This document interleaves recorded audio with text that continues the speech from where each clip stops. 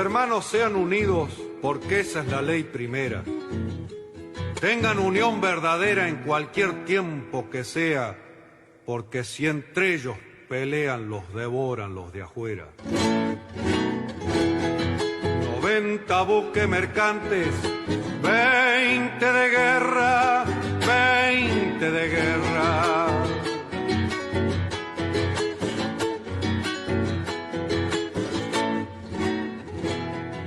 Vienen pechando arriba las aguas nuestras, las aguas nuestras.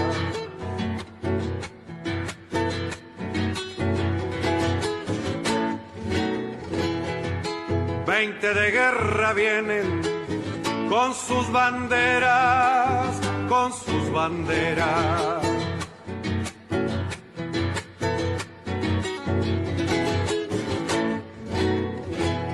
La pucha con los ingleses, ¿quién los pudiera? ¿Quién los pudiera? Que lo tiro a los gringos, Unigran 7, navegar tantos mares, venirse al cohete, que digo venirse al cohete. Buenas tardes, queridos oyentes. Con los acordes y el canto del triunfo La Vuelta de Obligado, de Miguel Brasco y Alberto Merlo, interpretado por este último, hoy, 22 de mayo, damos comienzo al programa 235 de Obligados a Volver.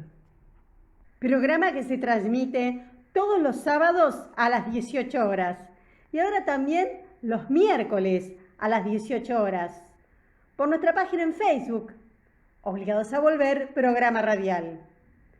Obligados a Volver, un análisis de la realidad argentina y mundial desde nuestra mirada, que es nacional, popular, democrática, feminista, latinoamericanista y ambientalista.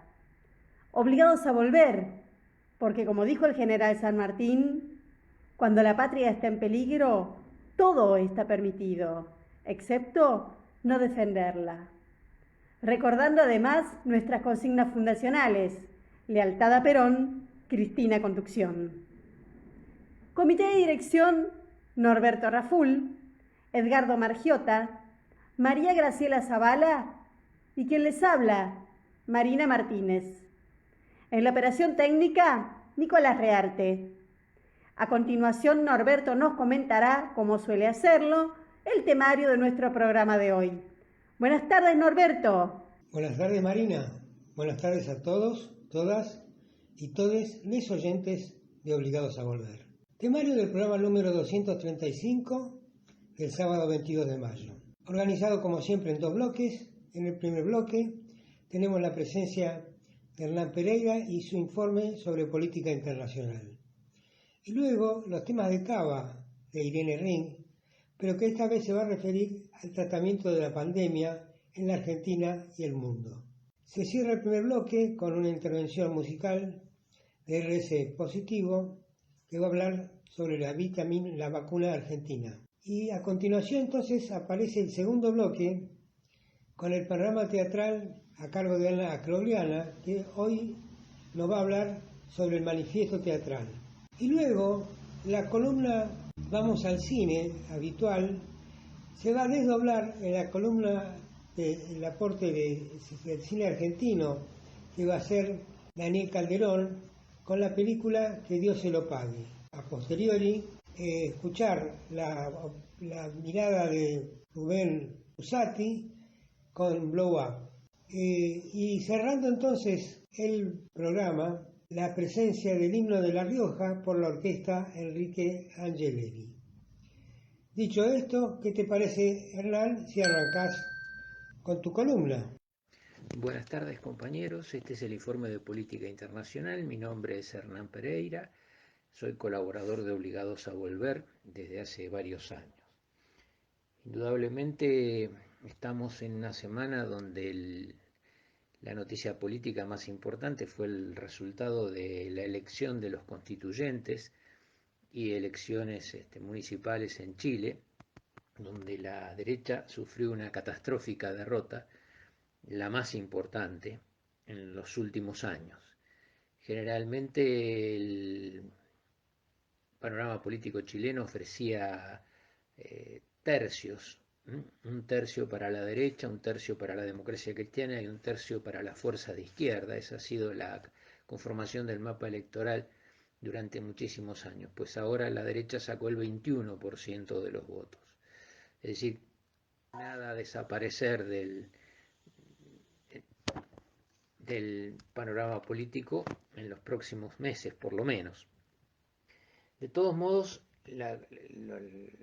los 155 integrantes de la Asamblea Constituyente que fueron elegidos quedan compuestos por 53 independientes, 37 de la derecha, 17 de pueblos originarios, 24 del Partido Comunista y fuerzas aliadas al PC, y 11 de otras fuerzas de izquierda. Y hay 30 de otros 30 que son de diversas fuerzas políticas. Por ejemplo, la Democracia Cristiana sacó uno, realmente insólito. De todas maneras, el porcentaje de gente que participó en la elección no fue muy alto, fue el 42% del total.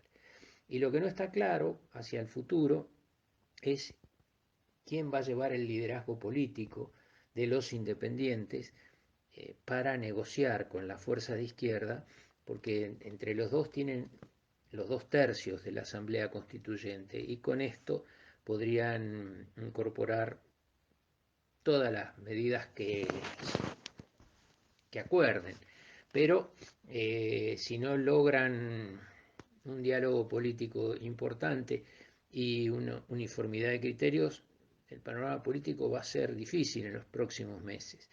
La Asamblea tiene tiempo hasta el mes de junio para presentar el proyecto de nueva Constitución y luego habrá un plebiscito donde los chilenos volverán a votar por el sí o por el no a esta nueva Constitución.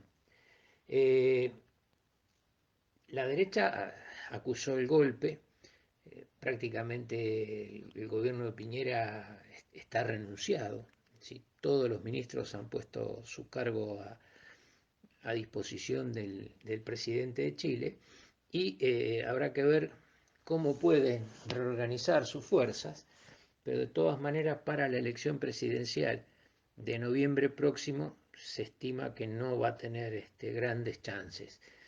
Lo que hay que ver es quién puede ser el candidato de este conglomerado independiente y de la izquierda más dura. El PC tiene algunas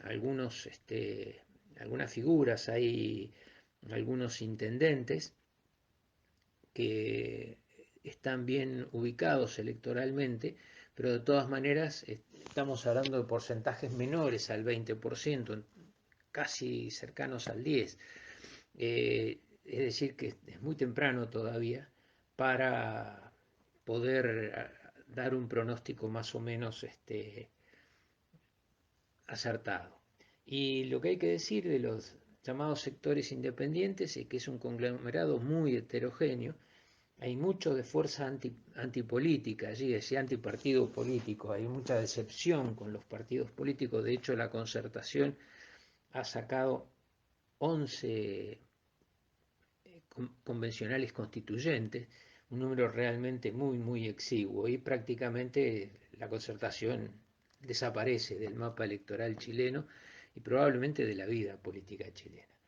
De todas maneras, hay que seguir con atención lo que está pasando allí. Es curioso, Chile, que era el modelito neoliberal que nos refregaban todos los días como exitoso, está en un tembladeral político increíble. Brasil está con Bolsonaro pagando las consecuencias de su apoyo a Trump, con una muy mala relación con Estados Unidos, con el problema de que ahora Lula se va a presentar en las elecciones presidenciales del año próximo y también con un tembladeral político muy, muy fuerte. Perú está el balotaje que se va a realizar el 6 de junio. Pedro Castillo, el candidato de izquierda, tiene el 41% de los votos y Keiko, según las encuestas, Keiko Fujimori el 38%, ha recuperado terreno la candidata de la derecha por el apoyo de los grandes medios y el apoyo de todos los sectores económicamente poderosos de Perú y de Latinoamérica. Castillo presentó su plan de gobierno, hubo un acercamiento con Verónica Mendoza del sector de izquierda más conocido, con más relaciones incluso con gobiernos progresistas de la región, y todo esto le permitió presentar un equipo de gobierno bastante coherente y con figuras importantes, pero hay que ver si puede contrapesar toda la campaña que le han desatado en contra los grandes medios y el poder económico, que han hecho reducir la diferencia de votos en un porcentaje muy importante. De todas maneras, también la situación política peruana no es una situación de estabilidad. Queda Ecuador, donde va a asumir el banquero Lasso, triunfo de la derecha, pero habrá que ver si la receta neoliberal allí ya la aplicó el presidente saliente, Lenín Moreno, con resultados tremendos de crecimiento de la pobreza y la miseria en Ecuador. Colombia sigue en las movilizaciones populares, no hay tregua en esto, y realmente también están en un tembladeral político tremendo. Es decir, el país políticamente más centrado en este momento de la América del Sur es Argentina. Eh, Esto podría parecer un chiste en otro momento, no lo es. Es decir, es el país con el sistema político más fuerte, y es el país con una economía que está saliendo de la crisis. En un momento difícil, con los sectores populares muy castigados por el macrismo primero y por la pandemia después, pero se visualizan posibilidades de recuperación, actividad industrial, crecimiento de la producción energética. Hay toda una serie de indicadores que permitirían ser medianamente optimistas. Hay que salir de este pozo de la pandemia, de esta segunda ola que está golpeando duramente, y habrá que ver económicamente qué es lo que va a dejar estos días de cierre y parate total. De todas maneras, queda para el final comentar la terrible guerra o enfrentamiento entre Israel y los palestinos en la Franja de Gaza.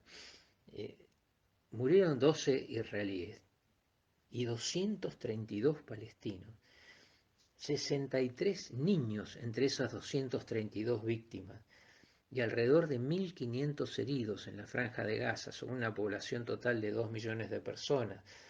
Es decir, lo que cometió Israel es un crimen de lesa humanidad. Lo más parecido a las represalias nazis en contra de población civil indefensa es lo que hizo el Estado de Israel frente a una agresión realmente mínima de Hamás, que además fue en reacción a actos de provocación israelíes que están echando a los palestinos de sus viviendas y de sus templos en Jerusalén, los pocos que quedan allí, y además que están marginando también a los de Gaza sin darle ningún tipo de posibilidad de desarrollo económico y de atención de salud. Frente a todo esto, la reacción de Hamás, tiraron cohetes, varias centenas de cohetes, pero de fabricación casera. El daño fue realmente mínimo. Se ha firmado una tregua, comenzó ayer viernes, y esperemos que dure y que perdure para preservar a los palestinos. Hubo una gran protesta internacional contra el Estado de Israel y su actitud nazi en todo el mundo, con concentraciones en la mayoría de las capitales importantes y ciudades importantes del mundo.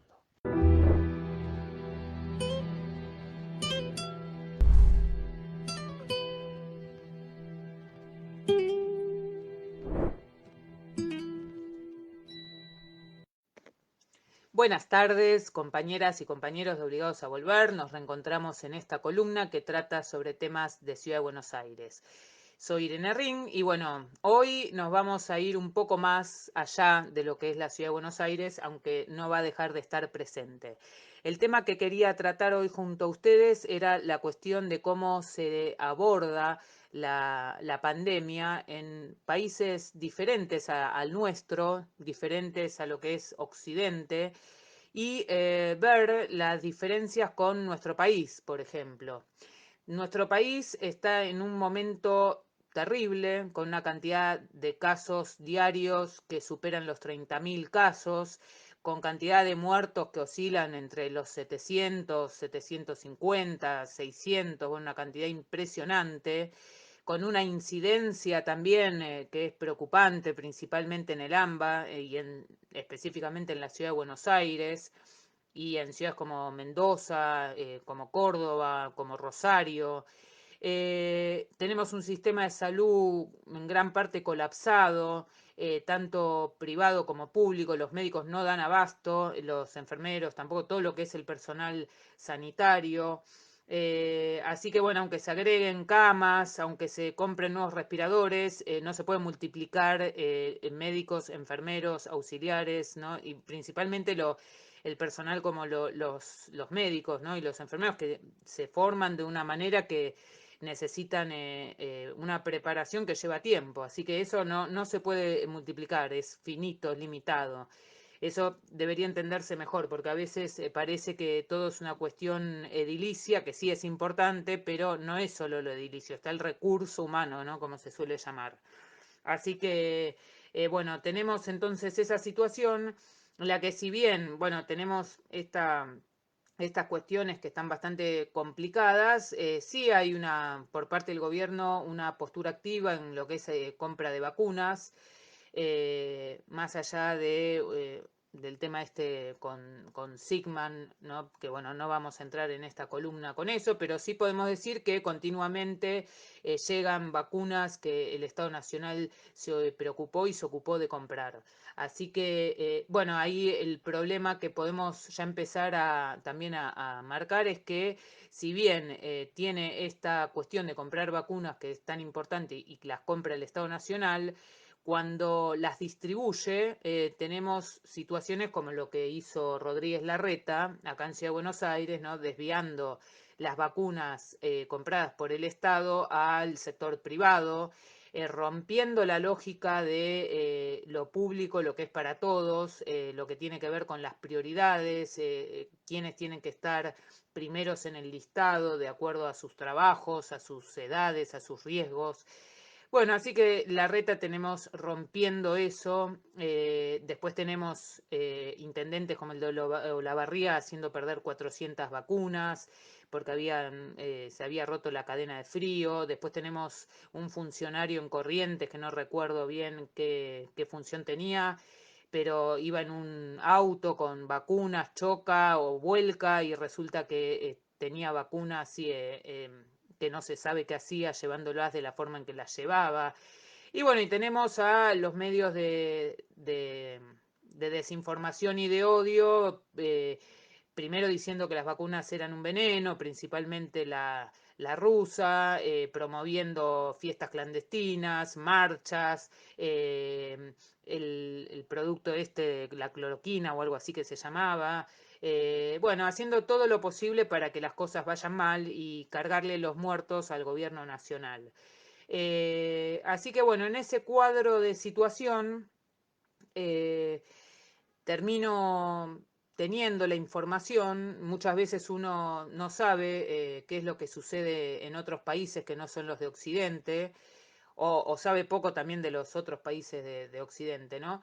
Pero bueno, pude tener el conocimiento, que la verdad que estoy todavía que no lo puedo creer, ¿no? Porque uno vive algo tan distinto, de qué es lo que sucede en un país como Vietnam. Les cuento que Vietnam es un país que tiene la superficie de la provincia de Buenos Aires, pero tiene 98 millones de habitantes aproximadamente.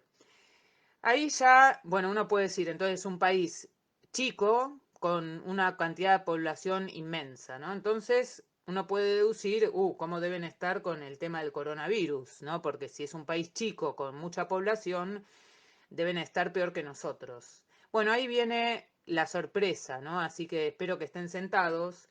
Nosotros tenemos acumulados más de 3.370.000 casos, y digo más, mucho más, porque hay siempre un subregistro, porque hay mucha gente que no se hisopa, hay los niños, los adolescentes muchas veces son asintomáticos, bueno, personas adultas también, o sea, ni siquiera es la cifra real, ¿no?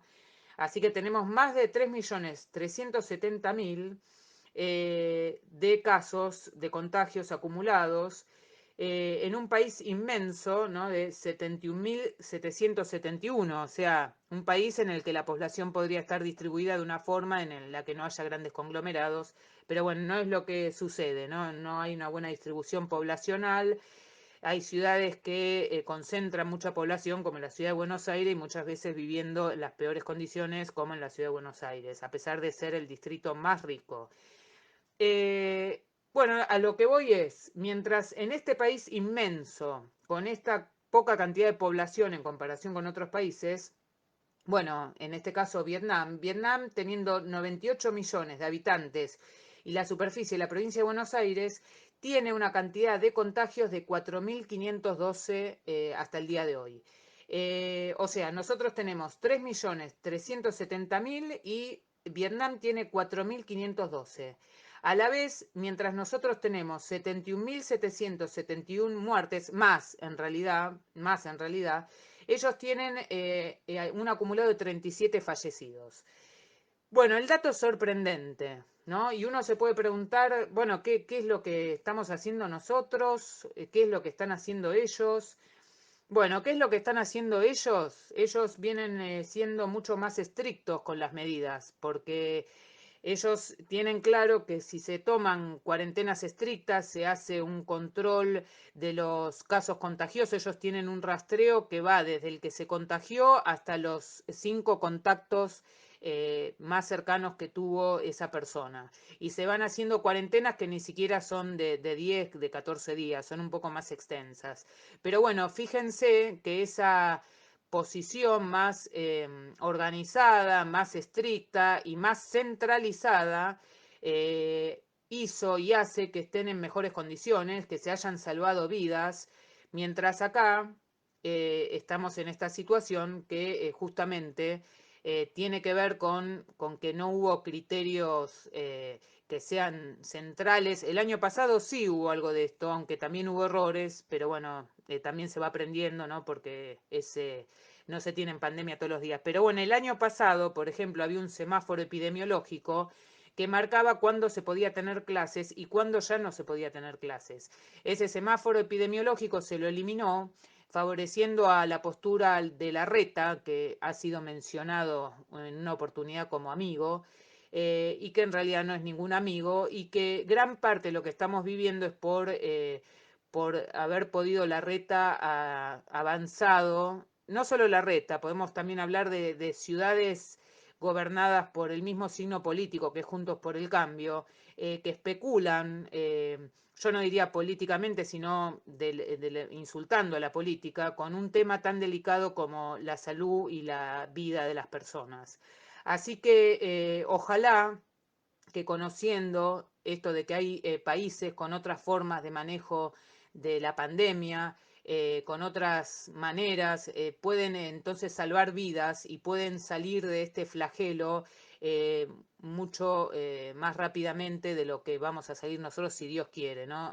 Si Dios quiere, si se toman las medidas que hay que tomar. El tema es todas las vidas que ya se perdieron y se van a perder por no haber actuado, quizás en este sentido que estábamos hablando de cómo actúa un país como Vietnam.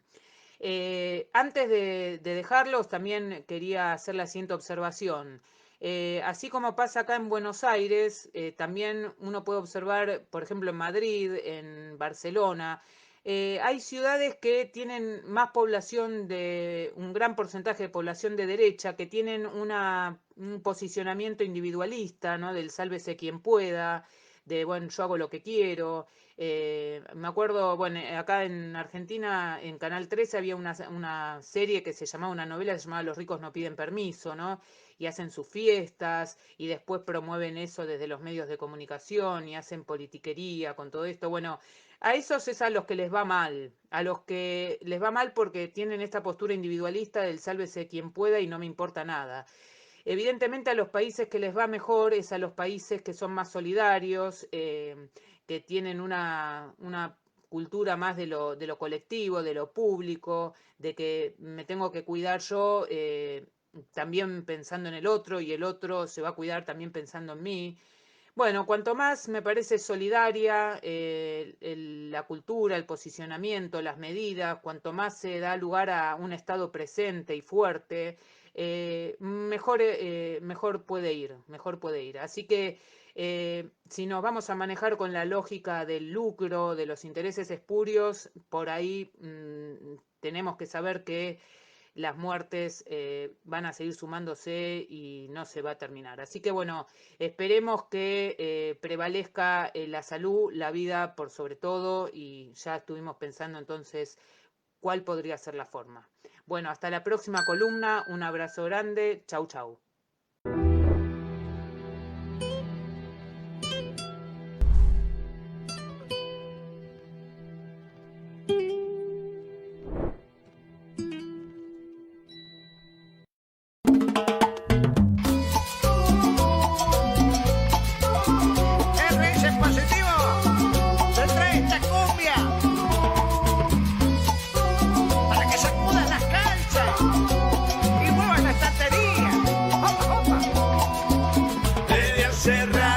Sufrimos la pandemia, virus maldito que a todo el mundo apremia.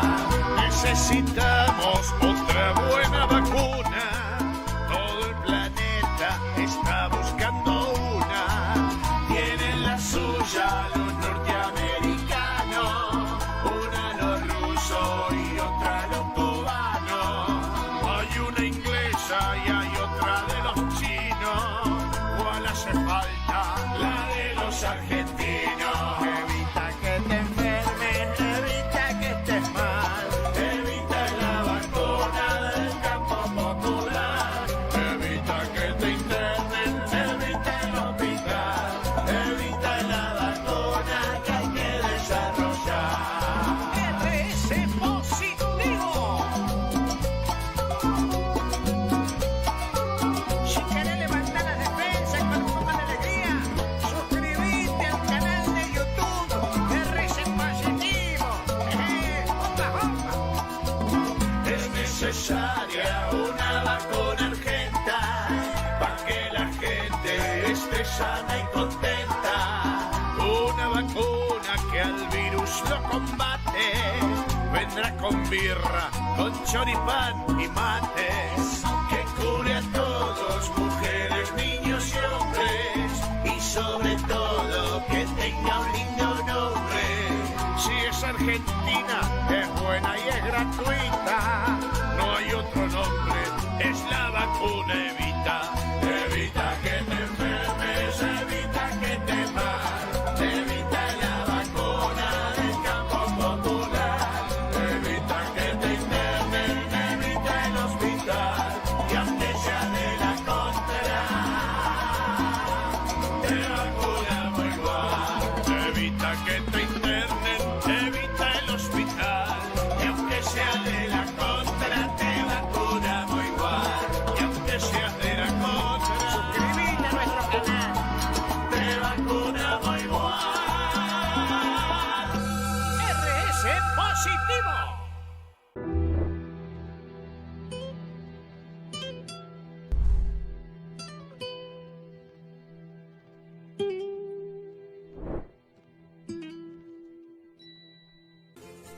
Obligados a Volver se solidariza con Milagros Sala, injustamente detenida desde enero de 2016, y con todos los demás detenidos y perseguidos por el régimen macrista y sus cómplices del sistema judicial, por la pronta liberación de los presos políticos.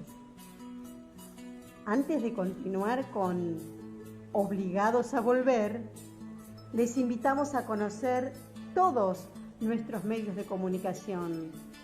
Nuestras páginas en Facebook, Obligados a Volver, programa radial, y La Lealtad Política y Cultura, donde pueden leer las imperdibles publicaciones semanales y quincenales de nuestros columnistas. Y el grupo Obligados a Volver, dispuesto para el intercambio de información y debate entre nuestros oyentes. También el rotativo de Obligados a Volver, un servicio cotidiano de noticias, música y buen humor a través de un grupo de WhatsApp. Les recordamos suscribirse a nuestro canal de YouTube Obligados a Volver, donde pueden disfrutar los programas ya emitidos. No dejen de enviarnos sus comentarios a nuestro programa por la página de Facebook Obligados a Volver, programa radial. Y cada sábado podrán ganar el premio que se sorteará entre quienes participen. Un libro donado por Ediciones Sicus, por lo que enviamos desde ya nuestro agradecimiento a Juan Carlos Coco Manuquian. Y seguimos sumando espacios para compartir con ustedes. Ahora también estaremos de lunes a jueves a las 19 horas comentando las noticias más importantes en un nuevo espacio llamado Comentarios Obligados. Los esperamos, como siempre, en nuestra página en Facebook, Obligados a Volver, programa radial.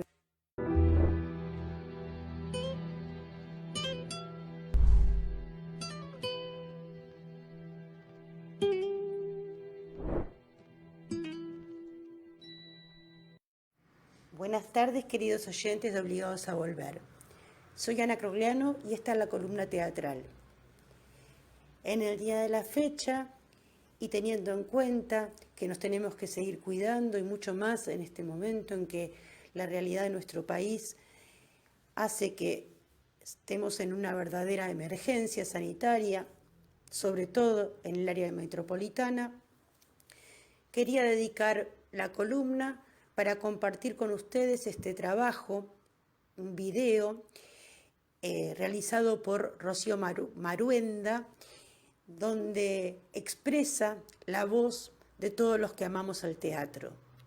Esperando que lo disfruten, los encontraré en nuestras páginas de sugerencias de agendas cultural para el fin de semana, que por supuesto durante estos próximos 3 fines de semana será solo virtual.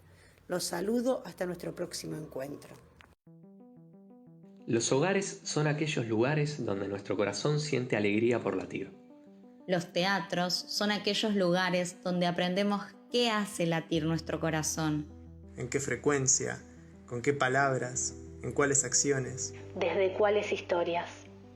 Es así como los teatros son el hogar de las emociones más profundas y también de las realidades más diversas. El punto de encuentro entre lo que se ve y lo que se siente, entre lo que entendemos y lo que intuimos. Benditos somos de poder bajar a nuestras miserias y transformarlas en herramientas que modelen nuestros sueños. Porque los espacios ideales no son aquellos donde todo está bien, sino donde aún el mayor dolor encuentra un abrazo. Sea el teatro tal vez el abrazador supremo que traduce toda situación en vulnerabilidad humana, en capital emocional, en estrella que guía. Ese es nuestro servicio, poner los reflectores sobre lo que pide ser visto. Apagar las luces como pequeña muerte. Entregar el aplauso como gran recibidor de esa nueva vida que respira diferente luego de una obra.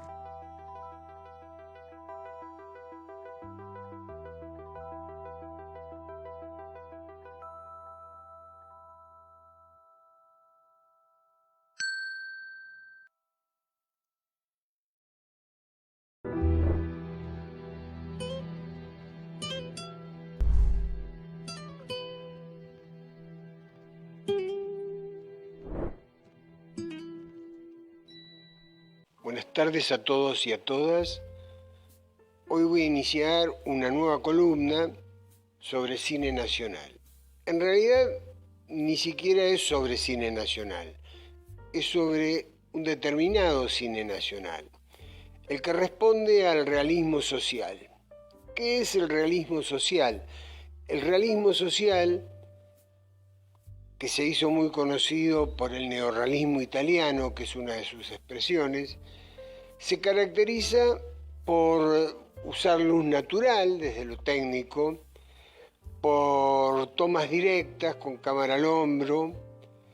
Se caracteriza también por excelentes guiones. Por ejemplo, en el neorrealismo italiano los grandes guionistas eran dos escritores maravillosos, que eran Cesare Pavese y Cesare Sabatini. Y también se caracteriza por mostrar la realidad tal cual es. Eso quizás es el sentido ideológico más directo, más claro, que nos ha dado el realismo social. Incorpora también, y esto es importante, a los niños y a las mujeres al cine. Es muy común encontrar siempre un protagonismo femenino y chicos que tienen una gran representación en el guión. La película de la que voy a hablar hoy no es la primera que responde al cine nacional, al realismo social. Tal vez la primera sea Prisioneros de la Tierra, de Mario Soffici.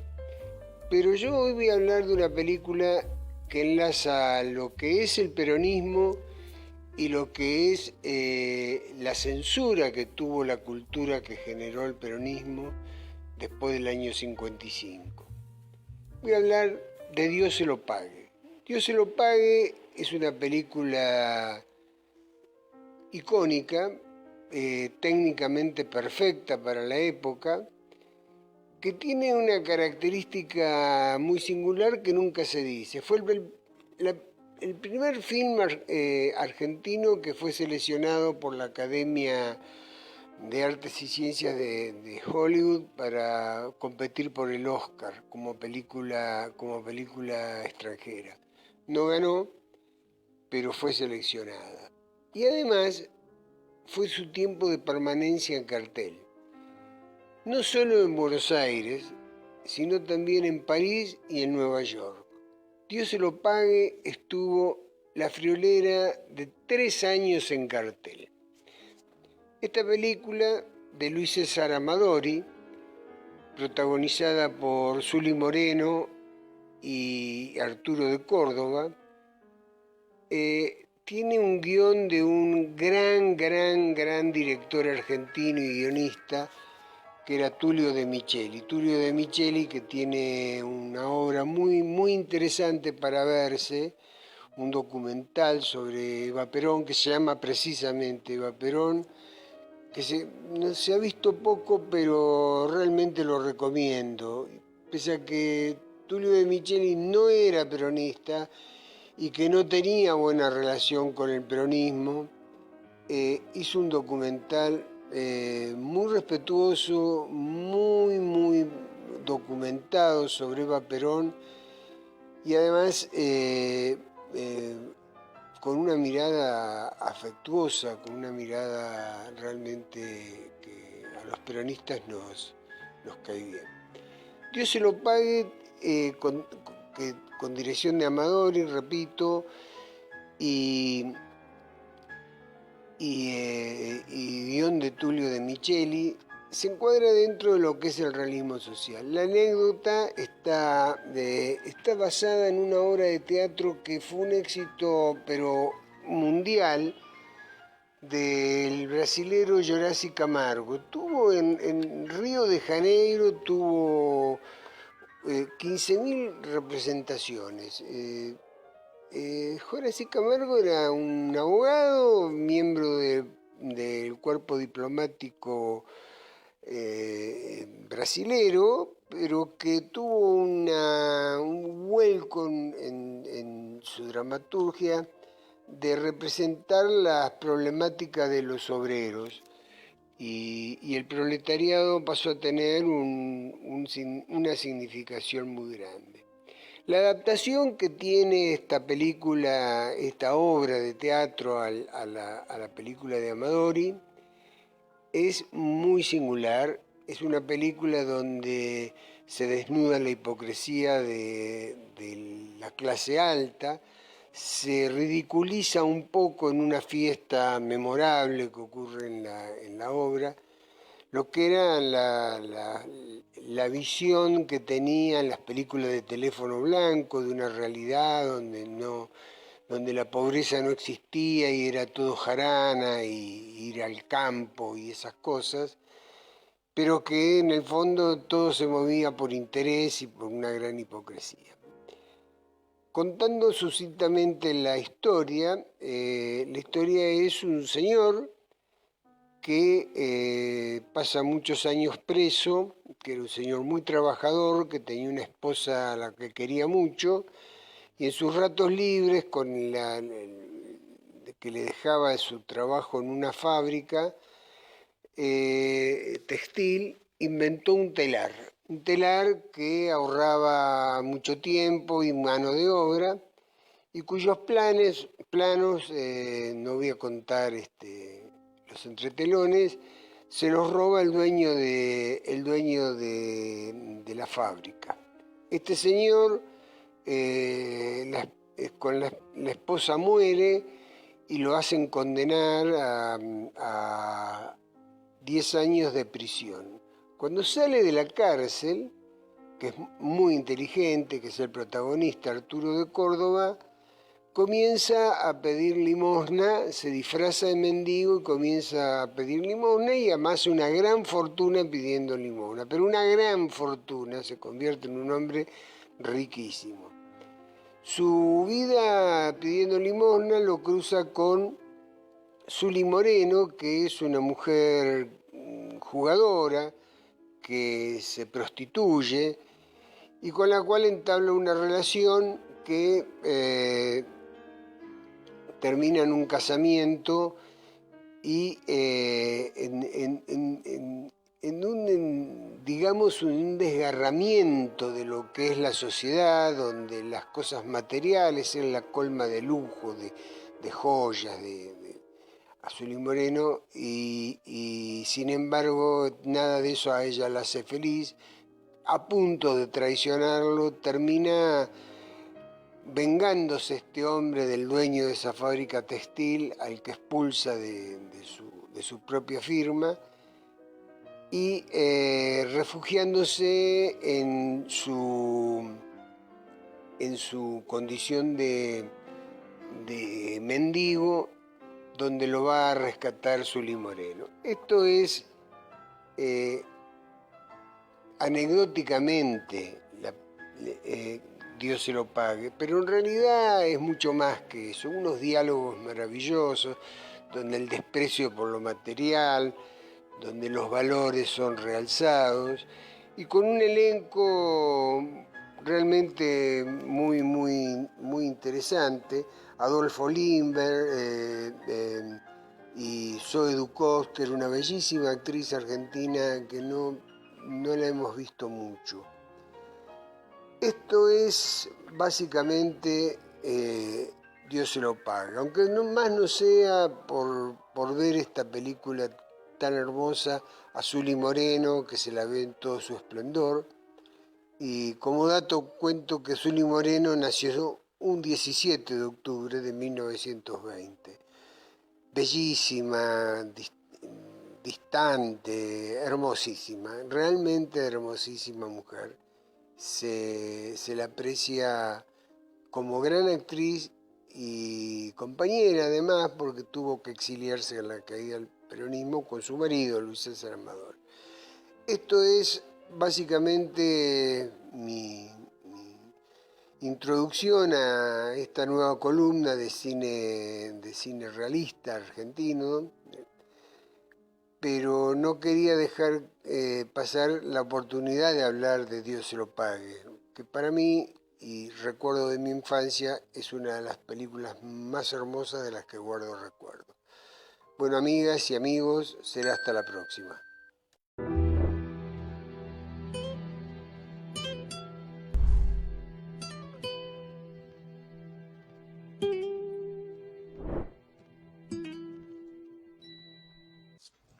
Buenas tardes, soy Rubén Cusati y todo, quizás, empezó con el chileno Sergio Larraín, citado como fotógrafo de Dios y maestro de yoga, que le narró a Cortázar una historia sobre un acto de malas costumbres que descubrió en una fotografía de Notre Dame solo después de revelarla. Cortázar escribió el cuento Las babas del diablo, que tomó Michelangelo Antonioni para rodar Blow Up en 1966. La idea la retomó Brian De Palma en 1981 para filmar Blow Out con John Travolta, su mejor película y de la que nos ocuparemos hoy. En ella reemplaza la toma fotográfica por la grabación de un audio. Así, el arte cinematográfico, igual que la ciencia, se apoya en la tradición y el cine la supera, pues se encarama sobre todas las demás artes, a todas usa y sintetiza, incluso a la misma ciencia. Jack, el protagonista, es técnico de sonido en películas baratas de terror. Una noche, mientras busca y graba efectos sonoros, ve como un coche cae desde un puente a un río. Él consigue salvar a la chica, pero no al hombre que era un candidato a la presidencia de la nación, y comienza a sospechar que fue un atentado y no un accidente como se lo quiere presentar. Tiene el audio en el que se escucha un disparo. De Palma coloca como protagonista al sonido, que cuando apareciera el cine sonoro se había pegado tanto al diálogo que rebajó las inmensas posibilidades creativas de la imagen cinematográfica. El cine creció a la par que crecía el uso creativo del sonido, despegándose de las meras palabras. Blowout es el sonido de un asesinato, un thriller de conspiraciones e intriga a la mejor manera de Hitchcock, a quien De Palma admira y de quien es su mejor discípulo. Magnicidio, servicio secreto, prostitución, un asesino serial. La prensa y fiscales corruptos o negligentes se mezclan en una narración precisa e impecable, plena de suspense, sin que falte un enamoramiento con la muchacha rescatada. El cine de conspiraciones gubernamentales tuvo su auge luego del escándalo Watergate. Con la banda de sonido, grabada de casualidad, igual que la foto en el cuento de Cortázar, y una filmación, pero no casual, hecha por otro hombre, edita una película para probar el asesinato. Jack usa el mítico grabador Nagra y etiqueta el sonido en cada trozo de cinta por un lado y los fotogramas que filma con la Bolex de 16 milímetros por el otro, demostrando cómo se editaba analógicamente una película en esos tiempos para construir una narración cinematográfica. De Palma es meticuloso al mostrarnos el proceso de montaje sonoro y cómo éste añade significado a la imagen. Sin el sonido, Jack aprecia algo por completo diferente a lo que ve cuando le añade el audio. Hay otra percepción de lo ocurrido esa noche. Es el cine dentro del cine. Hoy todo se edita de manera similar, pero digitalmente. La verdad de Jack se apoya en un registro sonoro, que no solo es frágil por su sostén material, que es una simple cinta, que puede deteriorarse o desaparecer, sino que se puede modificar o interpretar subjetivamente. Existe otro problema adicional, pues si la muchacha no puede dar fe de lo que Jack supone haber oído, nadie validará su percepción para hacerla colectiva. Además, Jack porta una culpa del pasado por la muerte de un compañero que quiere saldar, pero más que eso, lo único que él pretende es hacer lo correcto, como diría Borges, o el mismo Kant. De Palma usa los recursos que popularizó como propios para aumentar el suspense, como la pantalla partida en la que enfoca dos acciones o personas que tienen lugar al mismo tiempo y en el mismo espacio, pero a diferentes distancias. Y también su famosa rotación de cámara que gira 360 grados, poniendo énfasis en la desesperación de Jack buscando las cintas en su laboratorio. La pareja protagónica de John Travolta y Nancy Allen hacen un trabajo estupendo y tienen una química especial. Y claro, la banda musical de Pino Donaggio, un italiano más, no podía ser menos que magnífica. Alejándose del blow-up de Antonioni, que hace una reflexión existencial acerca de las percepciones individuales, De Palma construye un thriller emotivo pero pleno de significado y críticas al sistema, que se concretan en los minutos finales con esa gigantografía de la bandera estadounidense en una fiesta patriótica. La realidad le demuestra al especialista de efectos sonoros que no hay nada mejor que lo auténtico, aquello que sale de las vísceras y que es imposible de imitar. Jack llega a la verdad que es, a la vez, su gran derrota.